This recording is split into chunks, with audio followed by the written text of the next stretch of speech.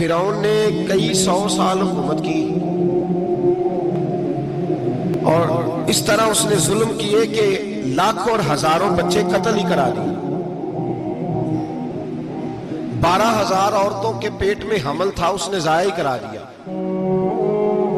جب حضرت موسیٰ علیہ السلام اپنی قوم کو لے کے نکلے رستے میں دریا آ گیا, فرعون پیچھے لگا ہوا تھا. وَإِذْ فَرَقْنَا بِكُمُ الْبَحْرَ فَأَنْجَيْنَاكُمْ, اللہ فرماتے ہیں تمہارے لیے میں نے دریا کو پھاڑا اور تمہیں نجات دے دی. وَأَغْرَقْنَا آلَ فِرْعَوْنَ, اور فرعون کو غرق کر دیا. وَأَنْتُمْ تَنْظُرُونَ, تم کھڑے دیکھ رہے تھے. اب جب حضرت موسیٰ دریا کے کنارے پہنچے تو فرعون بھی پیچھے آیا. فرعون لوگوں سے کہا کرتا تھا کہ میں کہتا ہوں تو دریا چلتا ہے, میں کہتا ہوں تو ہوائیں آتی ہیں, میرے حکم کے پابند ہے سارے. جاگ رہے نا آپ حضرات, غور فرمائیے گا بات پر. دعویٰ تھا اس کا کہ میں کہتا ہوں تو نظام زندگی چلتا ہے.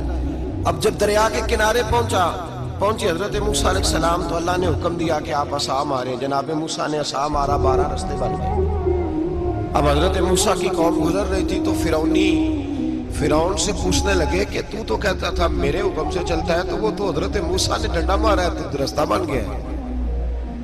باز نہیں آتا انسان باز بنے بڑے اس کے پاس بڑی دلیلیں ہیں. جھوٹ سچ بول کے اپنے آپ کو مطمئن کرتا ہے, آخر دم تک تبدیل ہونے کو تیار نہیں ہوتا. دلیلیں کھڑتا رہتا ہے, بناتا رہتا ہے, شور کرتا ہے جان بوجھ کے.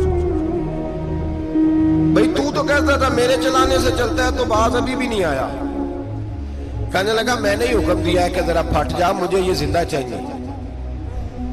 باز رسی جل گئی بال, کہنے لگا میں نے کہا ہے دریا کو کہ یہ مجھے زندہ چاہیے, میرے بھاگے ہوئے ہیں تو اس لیے پھٹا ہے.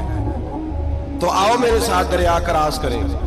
تو پتا تو ان کو بھی تھا نا جتنا تو رب بنا ہوا ہے, پتا تو تھا, سارے جانتے تھے. کہنے لگے تو پہلے کراس کر, اگر تو بچ گیا تو ہم بھی پیچھے آتے ہیں. اب چاروں ناچار. ایک روایت تو یہ ہے کہ یہ جب خدائی کا دعویٰ کرتا تھا نا, تخت پہ بیٹھا ہوتا تھا, تو ایک دن حضرت جبریل آئے اس کے پاس انسانی شکل میں. تو کہنے لگے میں بڑی دور سے آیا ہوں تو ایک مسئلہ پوچھنا تھا. کہا پوچھو.